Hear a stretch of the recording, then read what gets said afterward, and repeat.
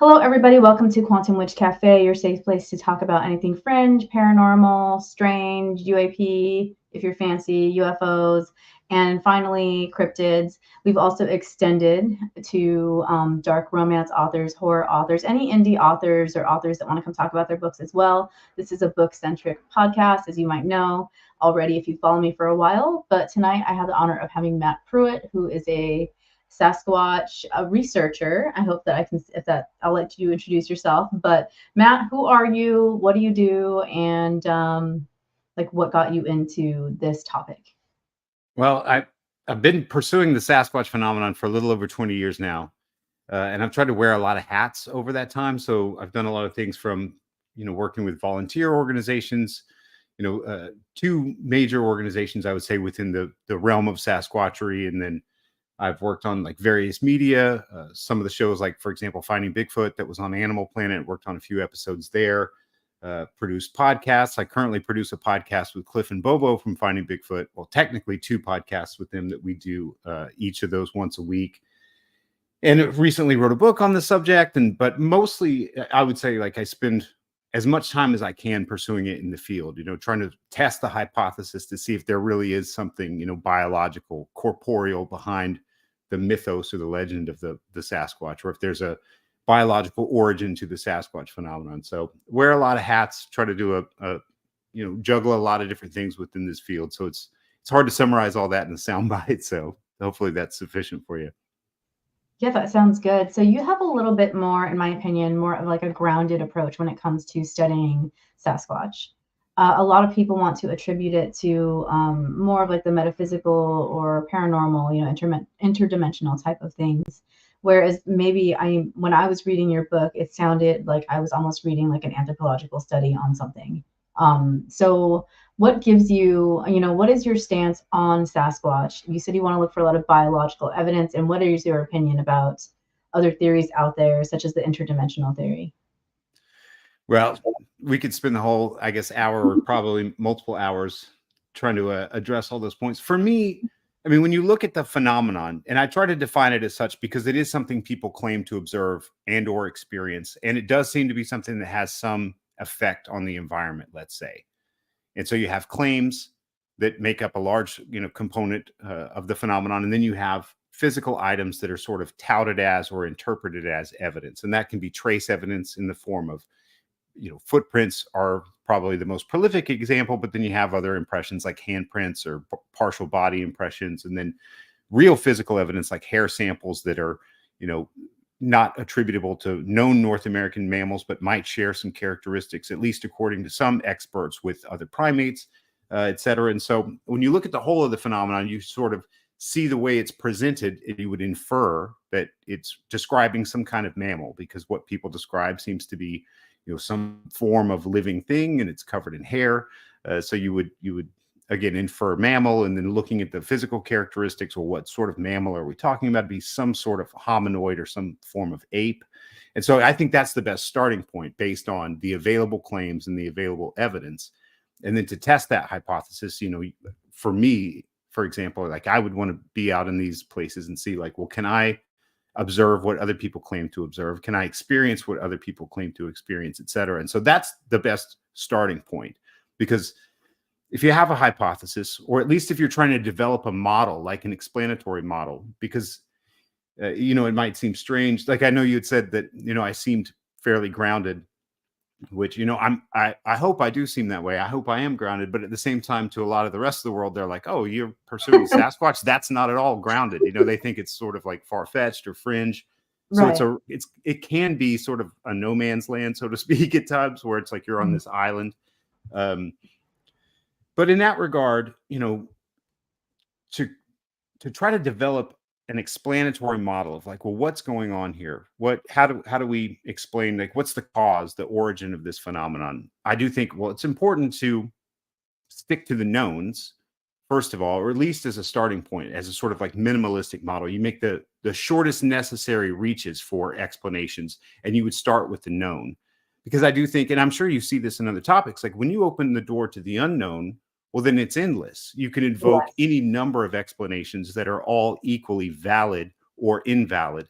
because they're all equally unknown or unknowable or untestable.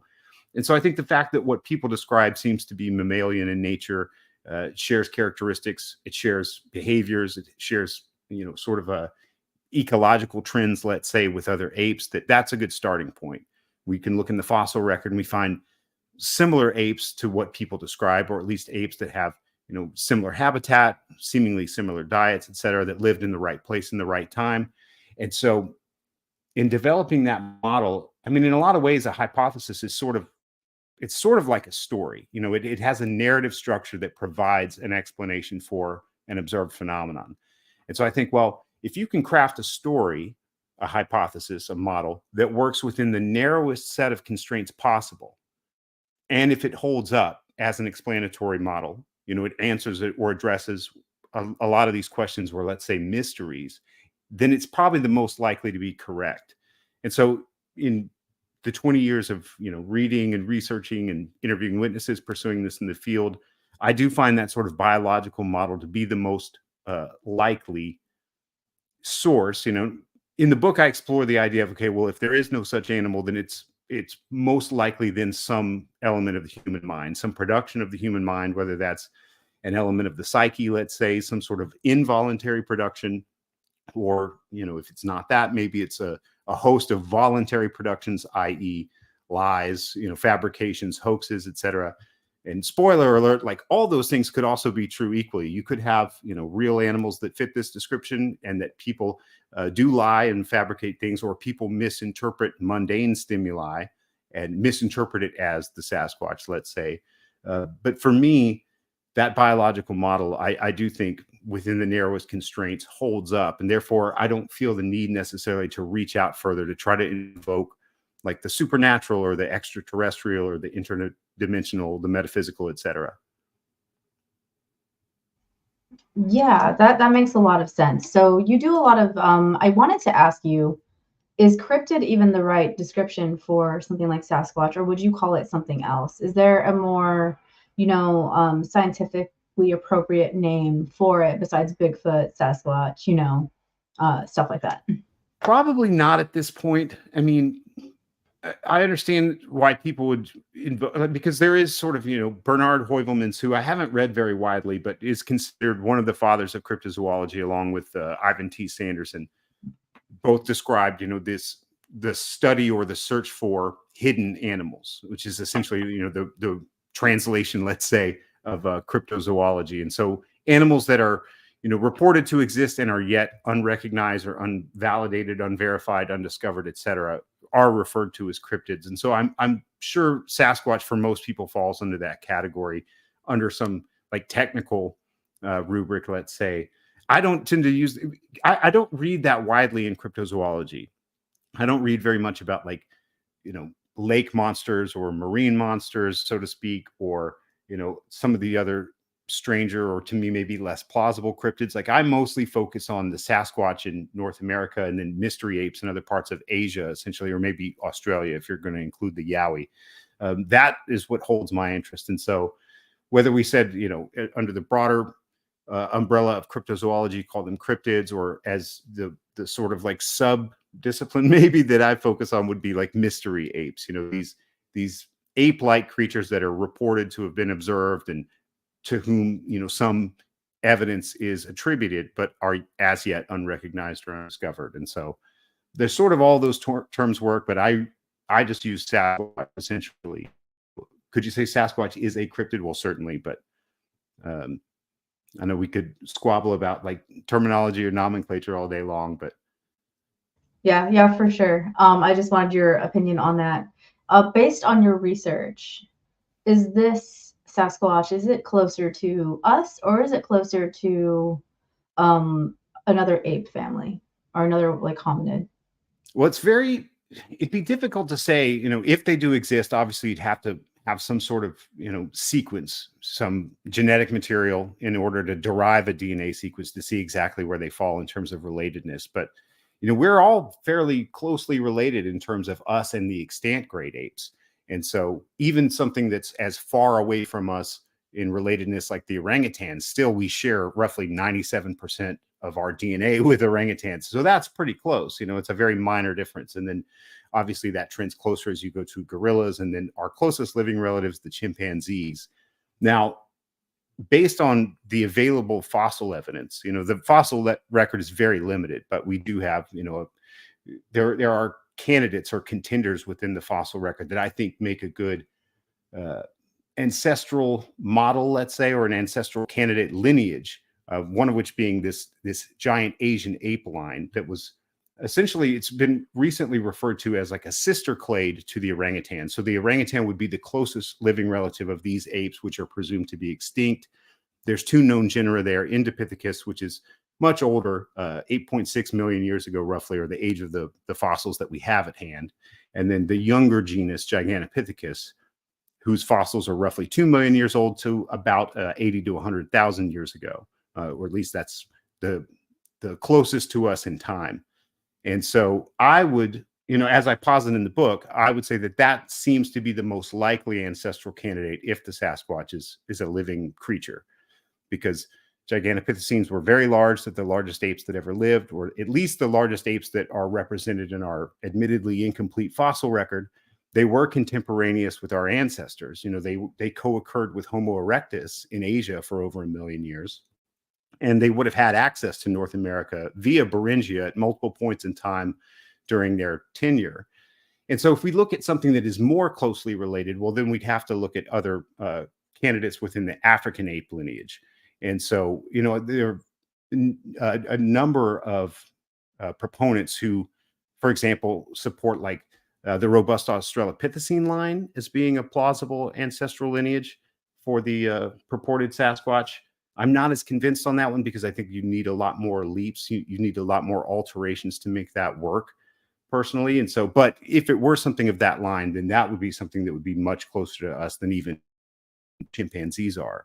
So the jury's still out. I mean, first of all, we don't even know that these things exist. You know, we as a society, let's say, you know, I've met and interviewed plenty of people who claim to have had that sort of personal discovery, who say like, I know for sure that they exist. You know, I've never had a sighting, so I don't have that same degree of gnosis, let's say, that other people claim to have. But so we need to make that step first. But then after that, certainly, if they do exist corporeally, then we could sequence their DNA and find out exactly, you know, how close to us they might be and where they fall in that family tree. Yeah, that makes a lot of sense. You spend a lot of time in the field, right? Whenever you can. What is how much time have you spent in the field, like altogether? Oh, there is no telling. I mean, it's got to be hundreds and hundreds and hundreds of days and nights, because I really started going out like in the beginning, in about 2002 is when I really started looking into this. And like everything, there's sort of a learning curve. It's all gradual. You know, I didn't like jump in with both feet first in like, you know, adventure mode, chasing things through the forest. Like at first it was just no trying Indiana to find hat. No, there's a lot of adventure hats in Sasquatchery. If you look at I mean, and some of my dear friends always have their adventure hats. So they're, you know, I'm not trying. Sasquatch people definitely have cool hats. Yeah, I'm not trying to make fun of anybody because some of these people are my dear friends, but we do give them, you know, a little bit of a ribbing about like, oh, I got the adventure hat on again, huh? So if you look at any sort of flyer of a Sasquatch conference where there's a lot of speakers, you can see that like more often not, most of the speakers have adventure hats, so to speak. So good for them. I don't follow that trend, but anyway, so in the beginning for me, it was like collecting books, trying to find documentaries, you know, finding all the material that I could read or watch and get my hands on, and then trying to find local witnesses. And that was a really hard process at first, like back in the early 2000s, because there wasn't a whole lot. I mean, social media didn't exist. The internet was still young-ish. And so there wasn't a tremendous amount of Sasquatch information online, and not a whole lot of places to network with other researchers, and let alone witnesses, because most witnesses or claimants, let's say, don't come forward, you know, very easily and tell their story, especially at that time, because the landscape was a little bit different.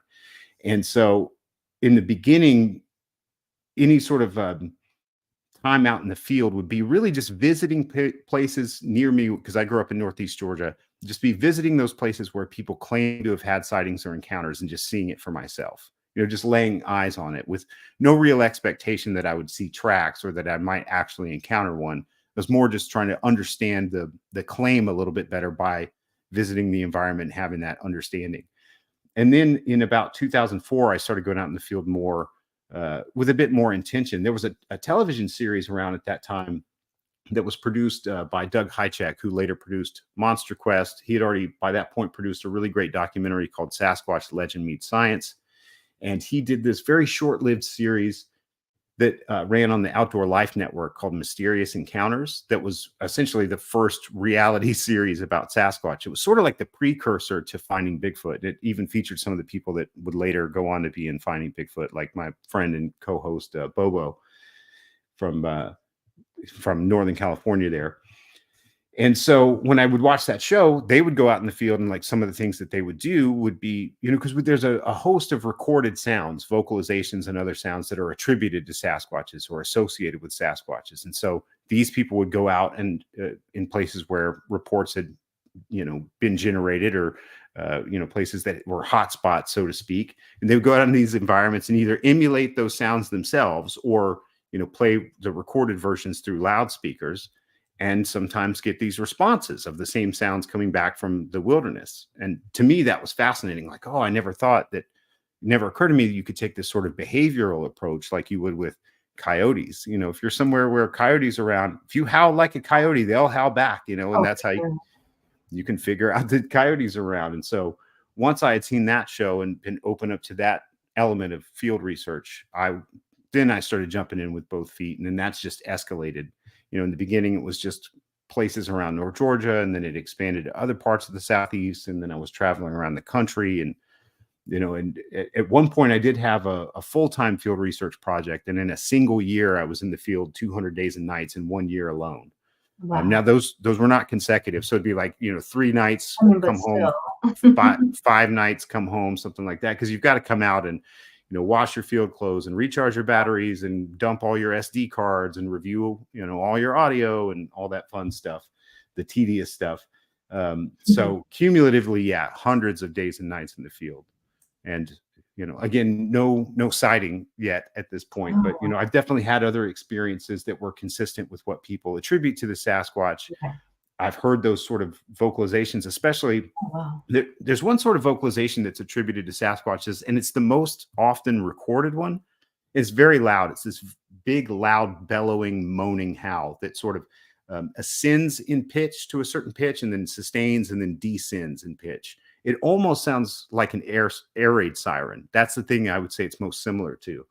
And because it's so loud, you don't have to be very close to hear it. You're close to the source, whatever the source may be. They're also attributed to make these speech-like sounds, these guttural sort of speech-like utterances, or, obviously then you have growls and huffs and these other things, whistles and whoops, and there's a whole host of sounds that they purportedly make. But these big booming moaning howls, like you can hear from a great distance. And so it makes sense that that's what people would hear the most often, because it's not as dependent on proximity. And it makes sense that that's what people would record the most often. And I've heard that sound myself in my own ears. I counted to put in the book from all my field notes. I think I've heard it 11 times across North America. But that's over, again, like 2004 to, the book came out in 2023. So that's a lot of days and nights just to hear that kind of sound so few times. But things like that are what are so compelling to me, because the recorded versions, examples of that sound, people have tried to analyze them and offer opinions. And, roughly speaking, they'll say, well, it doesn't seem to be mechanical. It doesn't seem to be synthetic or, synthesized like from a keyboard or an instrument. It doesn't seem to be a human. It certainly doesn't correlate with any known mammal in North America or any other continent.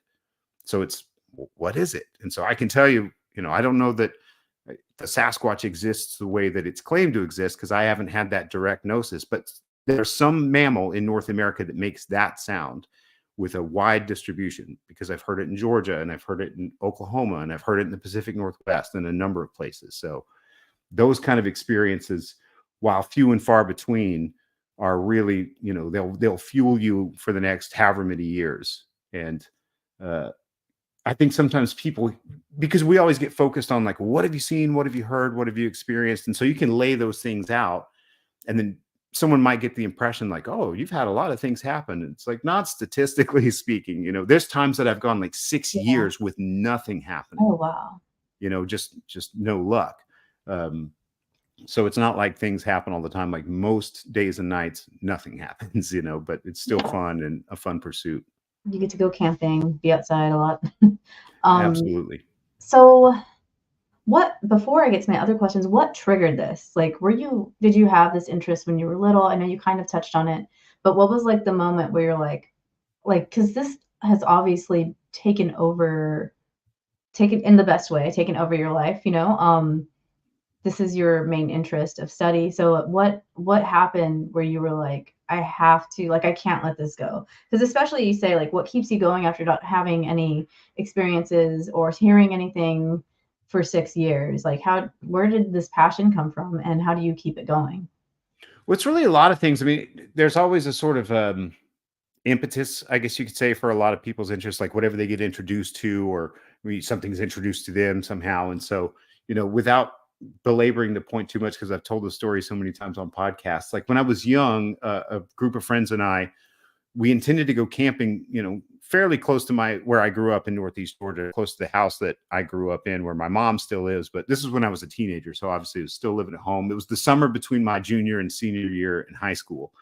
And long story short, we had heard all these stories about this abandoned cabin up on this mountain that supposedly, strange and unusual things occurred at. And so one night on a whim, we had this idea like, oh, well, we should go find that cabin and try to spend the night in it. We'd had talked to other locals too, who claimed to have had experiences there. And they were all attributed to like ghostly experiences, ethereal or apparitional. But in hindsight, they're very squatchy, let's say. And so it would be, big red eyes in the forest and disembodied for me. disembodied like footfalls and screams and rocks being thrown when there's no one there and that sort of a thing, which are all now, I understand now, that are very, often reported and associated with the Sasquatch phenomenon.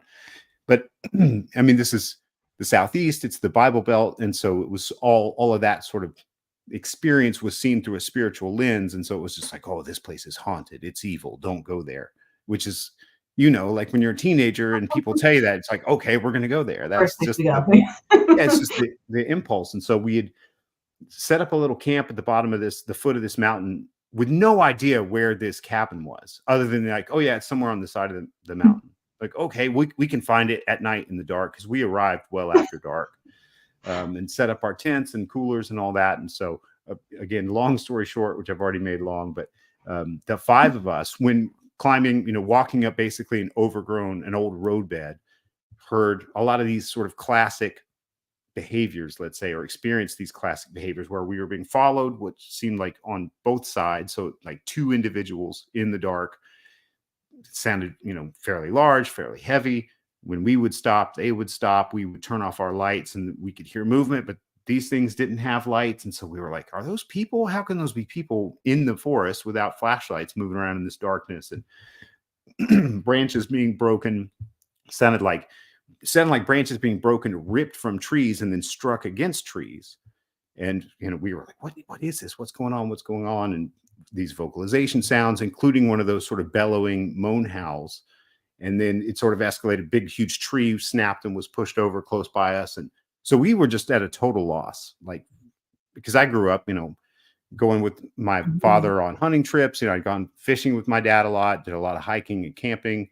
So I was pretty familiar with local wildlife and things of that nature. So I knew, I guess, sort of implicitly, like, these are not, they're not deer, they're not bear, it's not normal animals. And we were fairly convinced it wasn't people. And at one point, again, we were all teenagers. I was 17 at the time. And so we were ill prepared. I don't think we had anything other than our mag lights and like maybe a pocket knife or two. But we were yelling things. At first, when we thought it was people, we were like, what are you doing out here? You better leave us alone. Stay back. We have guns. We're going to shoot you. And none of us had a gun. We were just trying to be intimidated. Well, because we were so frightened, at first it was unnerving, but that fear level just escalated. And it was just a weird experience. And the funny thing was that, like, after that, I would go back, friends had heard the story. One of my friends had a VHS-C camcorder with him at the time. So all those sounds that we heard are recorded. You can't really see much just because it's an old 90s VHS-C camcorder with a dim little halogen illuminator bulb. So you really just see the thick brush in front of us, but you could hear these sounds. And so people would want to watch the tape, and oh, that's so, can you take me out there? And so we'd go out there, and I used to even go out there alone at night, make the same walk, hoping like, please let this happen again, because I want to experience that again. That was so unusual, and it never happened again. And so we just sort of wrote it off like, okay, well, maybe this place is haunted. Like, I don't know. I didn't really have any paranormal leanings or beliefs. Just like, okay, well, people claim strange things happen there and strange things happen to us. And that's that. Didn't really think about it much. And then basically stumbled across Sasquatch information on the internet a couple of years later, probably just like surfing around all kinds of like weird esoteric topics. And I distinctly remember there was a section on the Bigfoot Field Researchers Organization website. That's the website I found first. And it's sort of like a FAQ and an overall description of like anatomy and behavior as reported by witnesses. And I remember reading it and laughing because like in my mind, I was picturing, some big goofy, like caveman sort of, or big dumb ape, and it's these descriptions of like hurling rocks and throwing, barrels around, and like Donkey Kong. Exactly. And like, because, well, some of the old reports, especially from the 1950s in places like Bluff Creek, where there were these road building crews, one of the claims was that like, they'd have all this road building and logging equipment, and then they would clear these areas to build the road. And then when they come back after the work day would end, everyone would go back to camp or go home, and they'd come back up and everything would be thrown around, and there'd be these huge human-like footprints. And one of the claims was that these massive barrels had been like picked up from where they were sitting and hurled a long distance and smashed or, landed and bent and deformed, and that there were no drag marks. And so rather than something dragging it around or carrying it, footprints carrying it over there, it was like it was hurling these things around. So it is sort of like a Donkey Kong-like image. Yeah. So I was reading that website and laughing like, who would believe this stuff? Like, this is ridiculous. Ha ha ha. And then started reading eyewitness testimonies, and some of which included these intimidation behaviors, or at least what Sasquatch researchers might interpret as the intimidation behaviors of other apes. Branch breaking, this wood knocking, wood drumming sounds, these certain sorts of vocalizations, pushing over of dead trees and things like that. And I was like, oh, that sounds pretty familiar. Like, it's kind of like what happened to us, And, you're like, uh-oh. And then they had recorded sounds of wood knocks, recorded examples of these whoop sounds, and then these recorded howls like we heard and like we had recorded on this camcorder. And that's when it was like, oh man, that's nearly identical to what we experienced and documented. And that was the real like first setting of the hook of like, of all the things that I've considered, because again, I don't subscribe to any like paranormal belief or a literal interpretation of a paranormal belief, let's say. I believe that people have experiences of high strangeness, but then people have these wild I don't want to say wild. That might sound like pejorative. There's a spectrum of plausible to wild interpretations. Right. Like, I believe that someone experienced what they said they did. But then if they're like, well, what I think happened was, a portal opened up into another galaxy, and the Zootons came through, and it's like, well, that's an interpretation. I don't doubt that you had the experience you had. So I say all that to say that like I didn't subscribe to any interpretation of the paranormal. And so of all the things we had considered, like, was this people without flashlights in the dark exhibiting all these strange behaviors and not responding to us? It certainly wasn't deer. It wasn't a bear. They weren't possums or raccoons or anything like that. And so to confront this, like, raccoon ripping a branch off. Yeah. And so to be confronted by this bit of information about the Sasquatch phenomenon, as much as I gleaned in like a day or two, it was like, of all of the things, this one actually strangely makes the most sense as an explanation. And yet it makes the least sense because they can't possibly be real. And so there's that sort of paradox or that dichotomy of like, and so that's really what started like, okay, well, if they're real, then they have to have always been here. And like, why have I never heard about it? Because, I'm 17 and I know everything. Well, by this time I was 19 when I found this website. But still, you're a teenager. You think you know everything. And where I grew up is like a very small town, small community. It's rural Appalachia. Everyone knows everyone. And so it's like, Wow. well, I never heard a single Bigfoot story growing Oh up. my goodness. I never met anyone who claims to see one, or there's no local Bigfoot lore to my knowledge. And so, Interesting.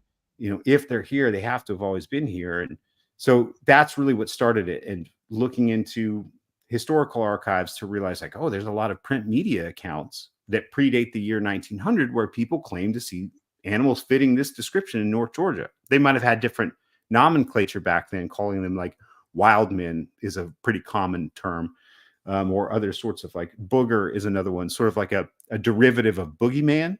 Oh, And okay.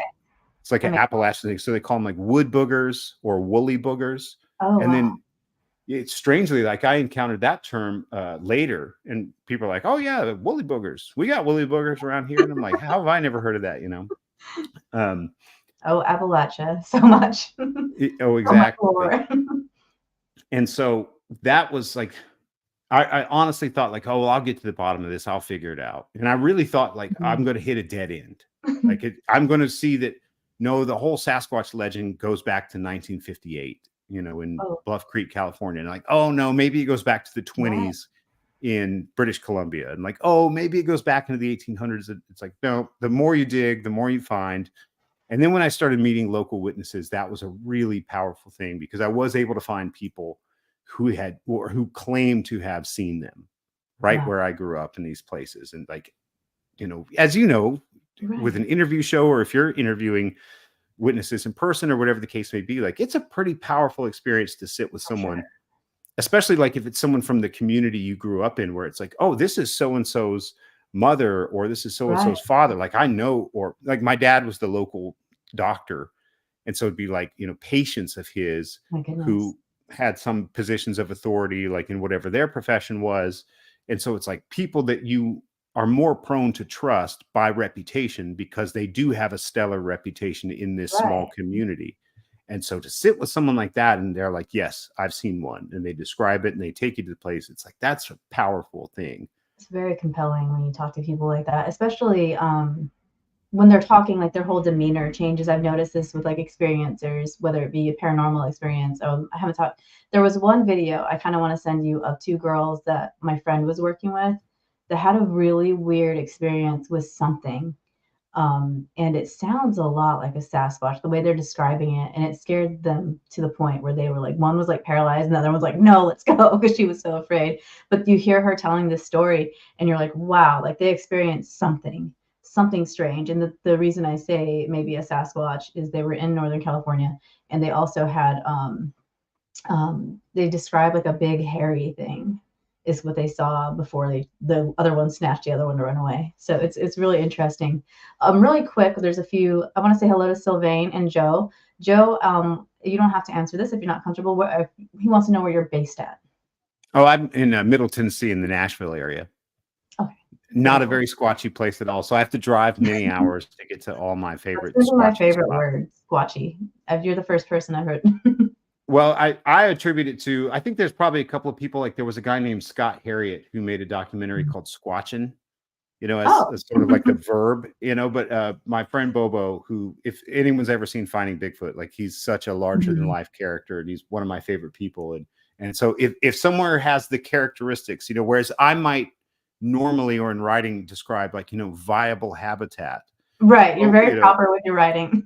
but Bobo will be like, dude, this place is squatchy. You know what I mean? And so It was squatching it's last night, guys. it's very efficient, to say that like a place has the sort of, the habitat viability, and maybe the aesthetic, or the gestalt of a place that a Right. Sasquatch might live, and so being in Middle Tennessee, there's really not many opportunities for that. So I do a lot of driving to be in the field, because I do most of my field research still in Southern Appalachia, like Okay. North Georgia, Western North Carolina, East Tennessee, but still travel to other parts of the country too. But most of the time I'm in the field, it's in the Okay. Southeast there. Are those sort of like hotspots? And if they are, have you seen any of those? I can't remember what documentary I was watching because it was a while ago. Have you seen like those structures that people want to say are attributed to Sasquatch making them, like with the different tree patterns and such? I've never seen anything in the field that I thought had to be constructed, except for one time, and I'm 99.9% sure that the quote unquote witness constructed it, to like bolster his narrative. Everything that I've seen or have been shown or have seen in the field directly seem to me to be a natural occurrence, because there's a few things that happen. Like number one, they call it the frequency illusion, is that once you start looking for something, you'll actually see, because, the world is basically like infinitely full of things. As a good test, it's funny because I don't remember where I read it first, but I was reading something about the frequency illusion, and someone was like, well, you can pick what might seem to be an unusual image. And so the example they used was purple butterfly. And they were like, that might seem unusual, but once you pay attention, you're going to see them everywhere. And I would, like, I'd see them in the background of like a store or on a painting, or just all kinds of weird places where it's like, okay, yeah, I can see now, like, once your eyes get attuned to look for something that you would normally not pay attention to. Maybe a simpler version would be, if you get a new vehicle, let's say you get a new like Jeep Cherokee, now all of a sudden you notice every other Jeep Cherokee in the grocery store parking lot, at the shopping mall parking lot, on the interstate, on the, the highway. And it's like, well, it's not that all of a sudden there's more Cherokees on the road. It's just you weren't paying attention to that particular thing. It's funny, as I was recently, someone had sent me a documentary to watch, and it was entertaining, but it was a little bit loose with the interpretations of like not making the distinction between coincidence and synchronicity. And so they were viewing all these fairly mundane things that happened as synchronicities. And I was explaining to the person watching it with me, I was like, oh, this is like the frequency illusion. Oh, what's that? Oh, I'm like, oh, blah, blah, blah, blah. Well, like, here's a good example of purple butterfly, yada, yada, yada.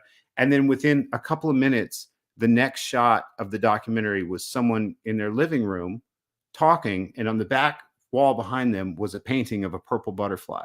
And I was like, see, like, once you look for it. And so I think a lot of that is what's going on, is that because I've been in places where there's hardly an animal bigger than a squirrel, and you will still find these tree structures. Places like city parks or municipal parks where maybe deer come through occasionally, but they're wooded areas, but there's certainly no Sasquatches there or any other large wildlife. And you see that, like, trees just fall a certain way, or limbs or branches fall, and then as other things fall and slide down the main trunk, they accumulate in such a way that, of course, if you're dialing your eyes into that pattern, you're going to see it everywhere. And I think the danger is that when people equate that with Sasquatch activity, it's like, well, are there any Sasquatches around? Well, guess what? Now you can go into any woods and detect Sasquatch activity, because you're assigning some, meaning or some symbolic value to what is probably just a natural occurrence. And the instance that I saw with the witness, the reason I knew it had to be made by hand essentially is they were cut trees, but the cut portions were elevated in the air. So instead of being like the bottoms on the ground and the tops up, it was the tops were driven down, and the cut bases of the tree were suspended. But then he made all sorts of wild claims that escalated and escalated, and tried sort of fabricating some other things. And so it was like, well, he probably made that thing in the woods too, unfortunately. Yeah, it's unfortunate people do that, because it really takes away from not only the time of a researcher, but also the credibility of these sorts of structures too. Because if they are out there and people are just faking them, it makes it harder to differentiate, I'm assuming, between a real one, if it was there, and something that somebody made. But although sometimes I'm sure it's obvious the way it's cut or broken, right? Yeah, I mean, I've never seen what I would think was one that had to be made by hand. That's what I mean. They all seem to be natural occurrences, all the ones that I've personally seen. Or that I've seen pictures of that people have seen. Like, I've never seen one that it was like, okay, that could not have happened naturally. And so therefore some agent had to make that, some agent with dexterity, which would pretty much rule out everything but a Sasquatch or a human. Right. And so in those cases, like, again, I think it's a little bit of wishful thinking, but it's also like, once you're tuned into that pattern, you're going to see it everywhere. That's just the way we're pattern recognizing creatures. I don't know if you've ever been in a place with a whole lot of like rattlesnakes, for example. I'm from Arizona, so yeah. There's a place that we did a lot of field research in southeast Oklahoma, and it's loaded with rattlesnakes, but there's a lot of leaf litter there and a lot of big rocks along the creeks. And so they're fairly well hidden. And I could go like a day or two there. But then once I would see that first rattlesnake, it was like my software updated to like, oh, well, let's turn on the rattlesnake pattern detector. And then we would see, and I'd photograph them all, but we'd see like 10, 15 in a week, maybe. And it would be like, well, how many did I walk past the first 2 days? Because I wasn't tuned into it. You know, That is so crazy. I Yeah. wasn't in that like hyper vigilant, hyper alert looking for, oh my God, there's rattlesnakes under like every pile of leaves or whatever. So yeah, then you're like, oh my gosh, I just walked by like 9 maybe and nothing happened. That's yeah, rattlesnakes. They're a little more spread out in Arizona, I would say probably. But that happened with scorpions. Once I saw one scorpion, I felt like I saw those little brown scorpions everywhere. So, but yeah. So, what are you looking for when you go into the field? Like, so you go into the field. What exactly are you personally looking for? Like, what is your checklist? Like, are you just there observing and noting that this is not normal? This is not a normal sound or a normal track, or is there like 5 or 6 whatever amount of things that you are looking for specifically? well, I mean, more than anything, I would love to see one. And that's one of the Sure, yeah. it's one of the discussions I keep having with people because, I do frame it in the book as like, if we stick to the known and, we don't invoke the unknown yet, and we say, well, either there's an animal that fits this description that is responsible for at least some proportion of these claims and this evidence, or if there's no such animal, then it has to be some product of the human mind, something that, I think would probably happen involuntarily as well as because there's no doubt. I mean, people do make up stories and they lie about things and they hoax things. Then you have misidentification. So I'm not talking about, people who say like, oh, I saw a dark silhouette 200 yards away through the brush at dusk. It's like, well, you probably did. And it probably wasn't a Sasquatch, because our minds play tricks on us. And, maybe it was a stump, maybe it was another human, maybe it was an elk or a moose or whatever the case may be. So eliminating all those, when someone tells you I was 20 feet away from it, it was broad daylight, I could see it from head to toe. There were no obstructions between me and it. And I saw it for, 5-10 seconds. Sometimes people claim, significantly longer sightings. It's like, well, either they saw what they said they saw or they're lying. And if they're not lying, then either there's an animal that fits that description that they saw, or they somehow had some stunningly lifelike hallucination, something within them. It's either like exogenous or endogenous somehow, And so it's really interesting to me that because people say, oh, it's just a wish fulfillment. It's just a psychological thing. It's just people want it so badly. It's like, well, then I should have seen like 500 of them. I know. I should have seen. I live for this. I want this, and I can't have it. Or I haven't had it. And so I do want that experience, like whether psychological or biological. Like I find it interesting that myself and a number of other proponents, like John Green, you could list a number of people whose books are up here who spent decades in pursuit of the Sasquatch and never saw one. Oh my goodness. So I think, okay, the whole wish fulfillment thing, we can throw that out because I've wished for it pretty hard and, it hasn't come true yet.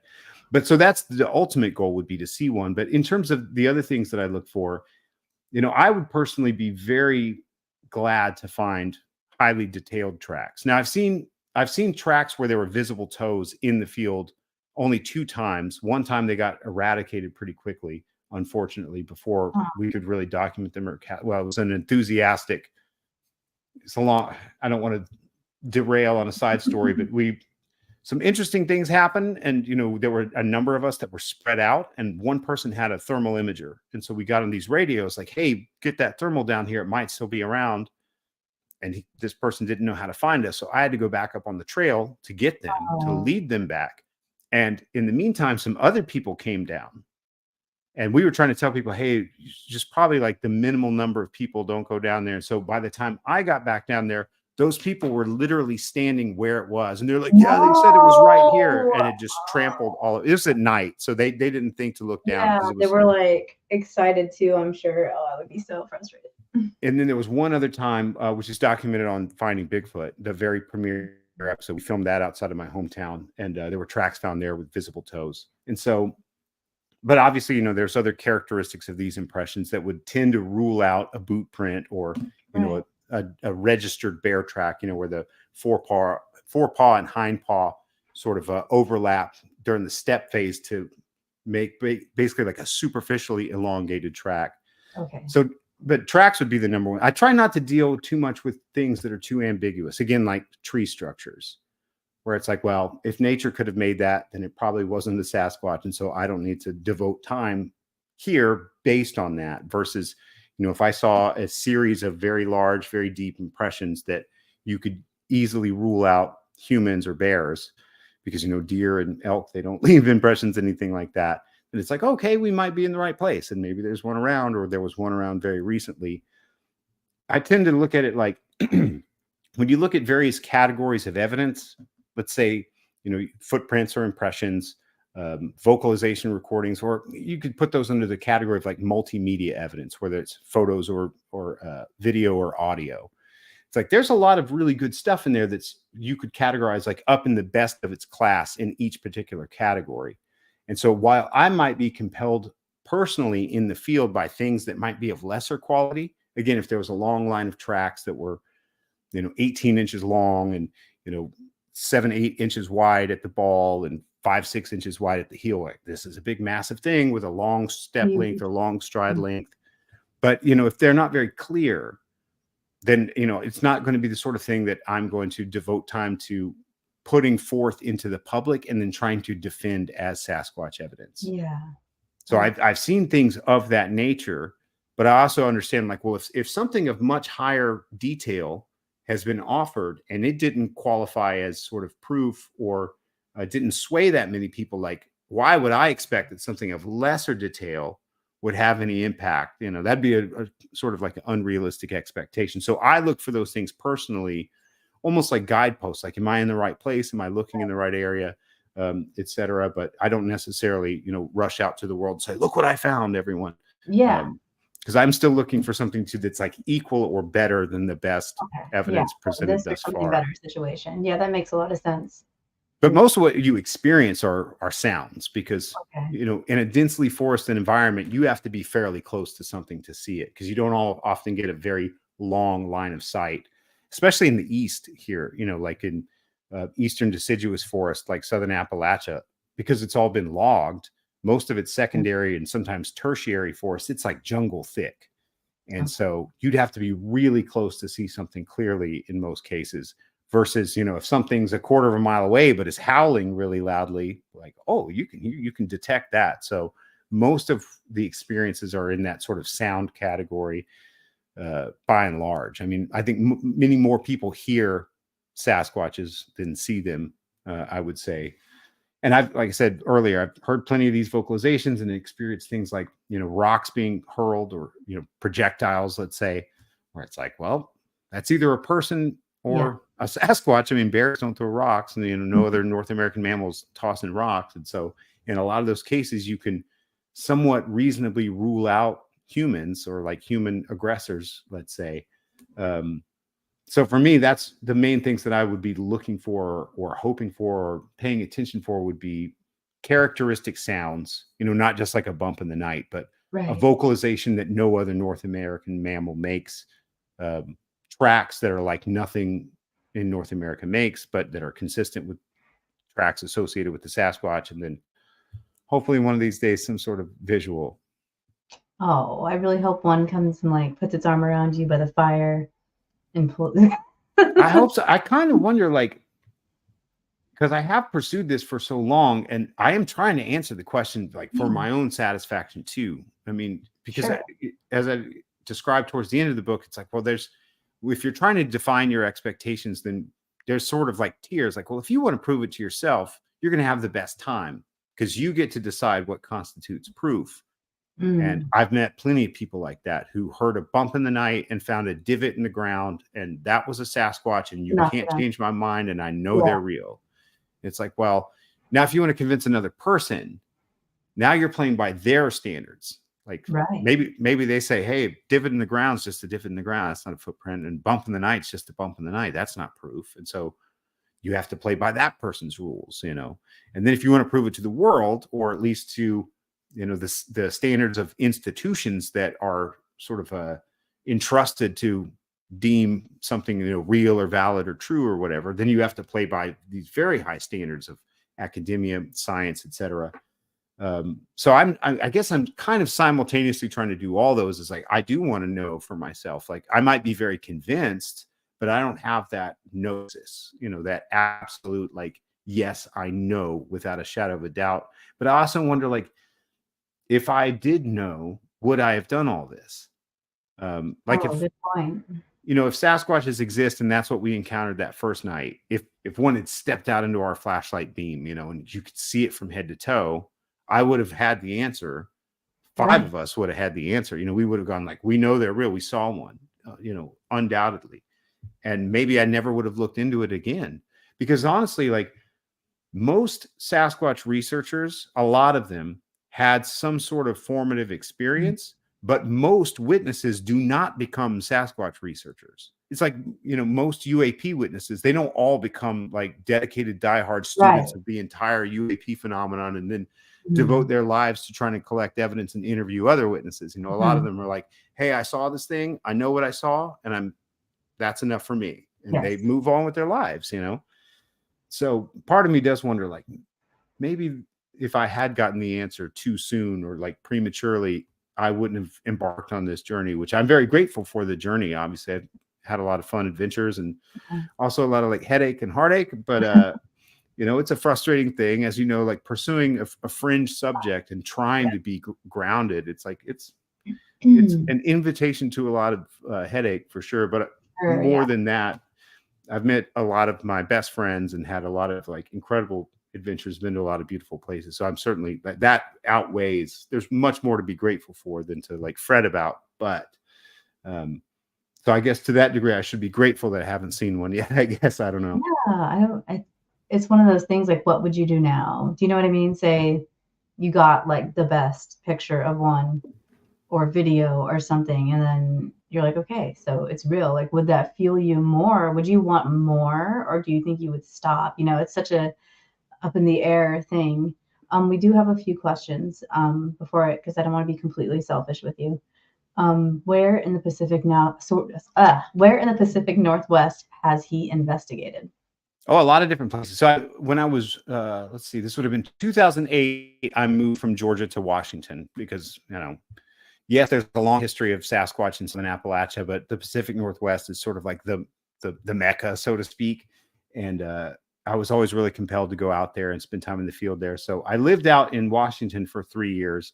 So I did a lot of field research in the Cascades, and I spent a lot of time on the Olympic Peninsula too, which is like another planet, especially compared to where I'm from in North Georgia. Like you go out to the Olympic Mountains and everything's covered in like wet, dripping moss, and the mountains are so much taller and more dramatic and snow capped, and you know they're gigantic elk. You know, we don't really have elk, and although Mm, they're starting to return and they're being introduced in some parts of Southern Appalachia, but like I didn't grow up seeing or hearing elk, so going to the peninsula was like, oh, this is another. It's like being in like Avatar or yeah, something. You know what I mean? the mountains Um, are huge when you go that way. yeah, so I spent a lot of time all over Washington, but again, especially like there's a little subset of the Cascades called the Cultus Mountains, where I spent quite a bit of time, and then a lot around Mount Rainier and a lot on the peninsula, and then down in Oregon quite a bit on a few of the tributaries of the Clackamas River in the Three Sisters Wilderness, in that area around, like, I guess that's the McKenzie River, or maybe close by there.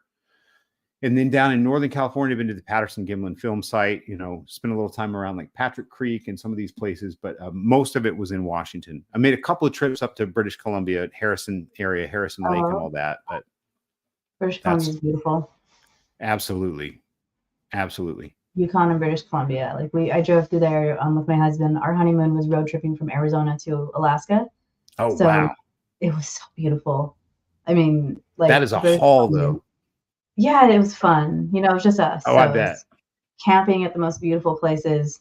I think we only stayed at a hotel 2 or 3 times the whole way up.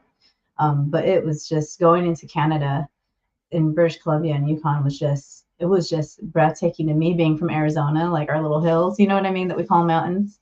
So it feels like another world when you're out there for sure. And Oh, I can yeah. only imagine the places that you go way into the forest, I would assume, right? Yeah, I try to be like as far from anything as possible in some cases. In other cases, like there's good places nearer to town, so to speak. Not really like, you know, cities, but there are certain places that are good that are closer to town in certain parts of the country. But for me, like I try to go into the most like roadless, trailless areas, you know, really roadless, trailless drainages where it's just like no one in all likelihood goes into these places, because then you can, especially after the success of finding Bigfoot, um, you know, I could go places and just be pulling into somewhere driving past the campground and see people like imitating the sounds they'd heard on Finding Bigfoot. And Yeah. oh, great. I need to get as far away, because then you get the false positives, because you think, well, nothing else is making wood knocks. And it's like, well, a bunch of kids who watch Finding Bigfoot are out there making wood knocks. So, like you were when you were 17, except for they do a little bit more because of the TV, you know. Certainly. Sylvain, hello. Thank you for coming. He's always here. Does he think that those creatures try to communicate with humans?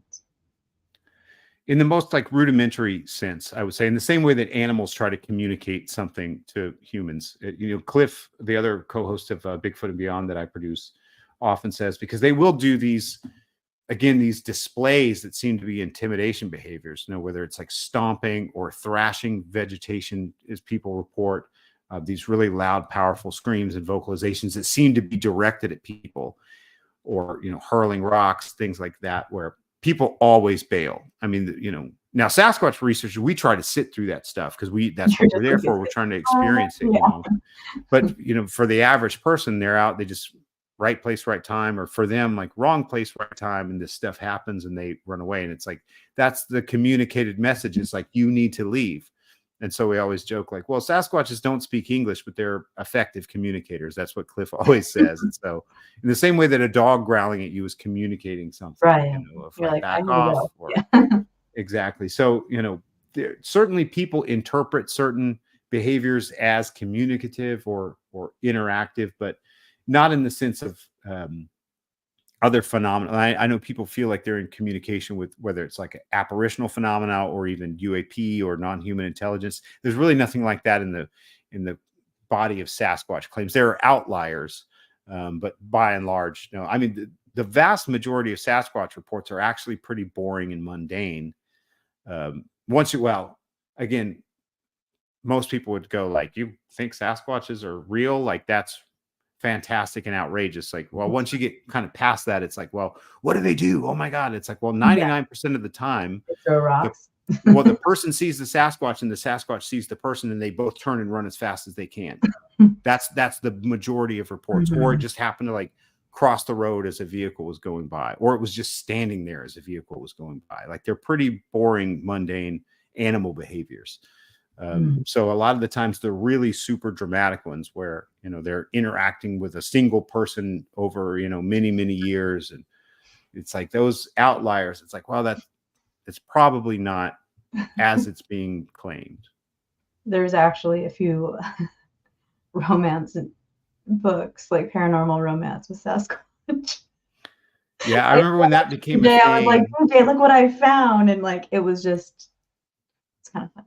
Skeptics had a field day with that one. Well, not just skeptics, but cynics, I would say, when there was this whole proliferation of those that popped up on Amazon. Oh, yeah. And there's just like, there were a few, and then there were dozens, and then there were hundreds, and now there's probably like many hundreds. Oh, I'm sure. Yeah. And so, of course, it was like, oh, I bet you read this, don't you? And it's like, oh, come on, Your book is nothing like, your book is, I've read a few Sasquatch, or, cryptozoology type books. And this one, yours is it felt like, you put a lot of thought into it and research into it, and you were very careful with your words. You were not, it felt like I was reading like a scientific report, because I did have to read a lot of like nerdy things. I mean, I had to read a lot of nerdy biology stuff. So when I was reading your book, I liked it because it was very straightforward and it was well written. So I had to write you a review, but I appreciate that so very, very much, because I'm not an academic. I don't have a degree. I have a whopping 2 semesters of community college under my belt. So, but I'm a voracious reader of like popular science, nonfiction, and, a number of more academic books and textbooks and things of that nature. So I try to be as educated as I can be on my own, like autodidactically, but I'm certainly not an academic and again, don't have a degree of formal education there. So, so for someone who does have, a degree, especially like with your background, to speak that way about it, like, that means a lot to me, because of course we all. Away from my degree. I technically don't have it, but I did read. I was 3.5 years, so I pretty much had like another year left but I did have to read a lot of stuff, and it reminds me of that. So good job. Well, that's still a lot. So I appreciate that. So, but that's much more than I have. You know what I mean? So, so I'm always worried of like, oh, what if, did I make an error? Where's my blind spot? That was there a gap here? And so like I labored over it because, you know, if you've, as you know, when you write, it's like the thing I always say is like, you can stare at something and say like, is there a better way to say this? And the Yeah. answer is always yes. Oh, for Because sure. it's like, it depends on the reader. It depends on like, well, who are you trying to reach? People come in and be like, oh, you just need to put this one word in. You're like, I've been fighting with that sentence for like a week now. And you come telling me do one thing and it makes more sense. Sounds better. And it, well, again, it depends on, it's like, well, who's your audience? And if it's a broad audience, it's like, well, are you going to cater to this segment or this segment or this segment? Or are you going to cater to academics? Are you going to cater to amateurs? Are you going to try to write a book for people who've already read everything?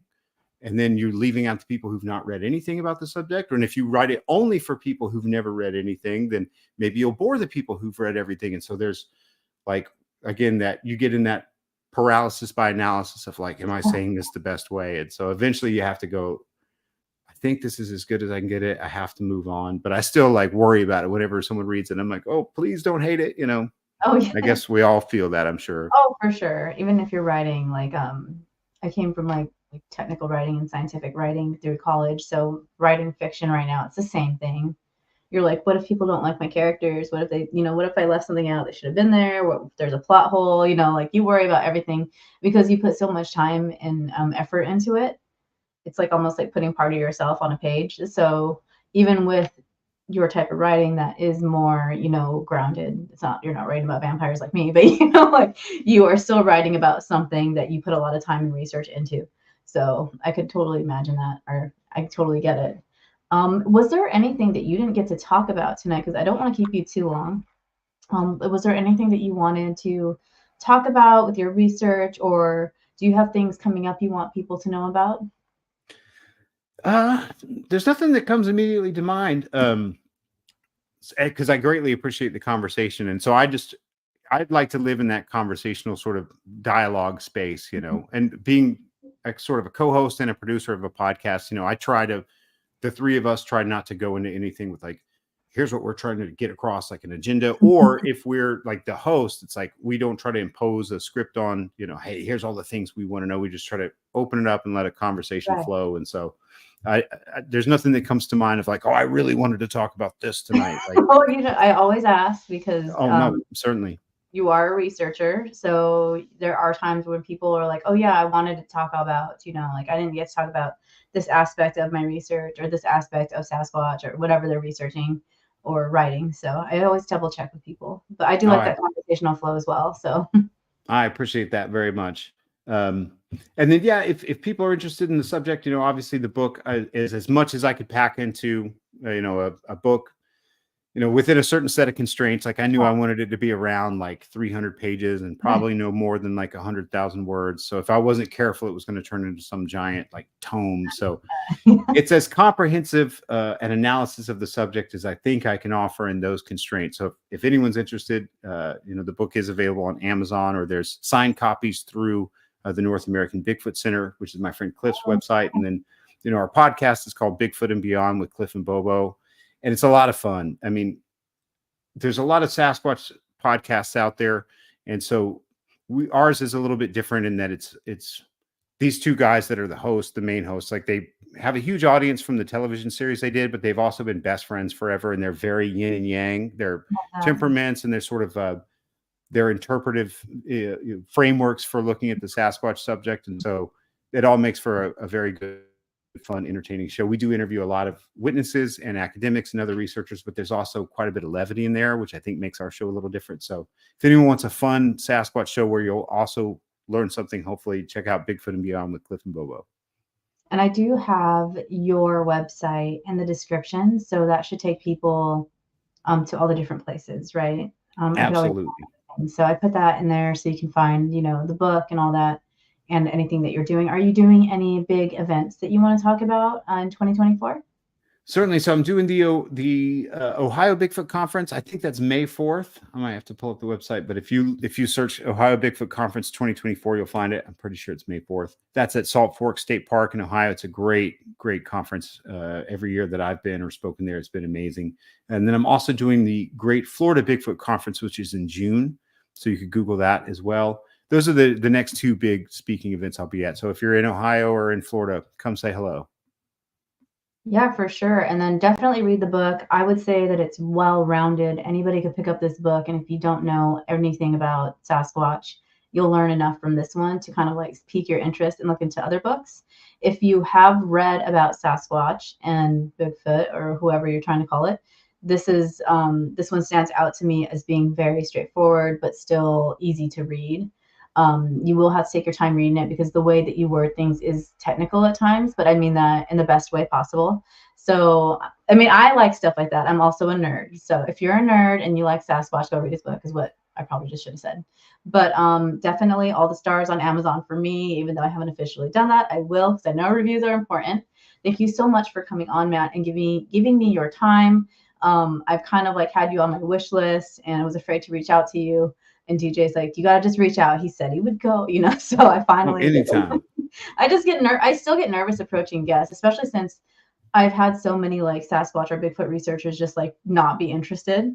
Oh, really? Because of my UFO stuff, they don't want to be associated. And I'm like, that's why I warned you. I'm like, okay, so I'm vampires, UFOs, and witches. Hopefully you're okay with that. And and we'll see. That's a bizarre thing. I mean, the only time it gets like frustrating, I think, is, if you step into someone else's paradigm and they want to force their paradigm on you. And I've been lucky that hasn't happened. I've seen that happen to other people where it's like they'll go on to, let's say a paranormal podcast to talk about the Sasquatch. And the entire time the host is like, here's why it has to be paranormal. And the guest doesn't get to say like, well, here's my perspective for what it's worth. But I always welcome that sort of like, if someone wants to talk about the subject, first of all, I'm passionate about it. I love talking about it. I'm kind of a talker, as you can probably tell. Like no one's ever accused me of like not talking enough. Usually it's the opposite. So of course, if there's an invitation, it's like, oh yeah, this makes sense. Let's do it. Let's talk about it. So I'm sorry to hear that other Sasquatch researchers haven't been receptive, but maybe this will break the ice a little bit. Yeah, I'll keep asking. Well, now I had you, so I've checked off my Sasquatch guy for the year. I'm trying to find other cryptid people. So if you're watching or listening to this, hit me up on TikTok or Instagram, and I would love to have you on as well. Or if you know anybody that is writing a book that you think would be a good fit, which is pretty much anything for me at this point, because I just love talking to authors, please let me know as well. Hang out for a minute backstage after I end the live so I can thank you there. Thank you to anybody that's listening now, later, future, past, present, other dimensions, whatever. And like, follow, subscribe. Matt's information is in the description. And everybody have a good night, day, or wherever you are. Bye.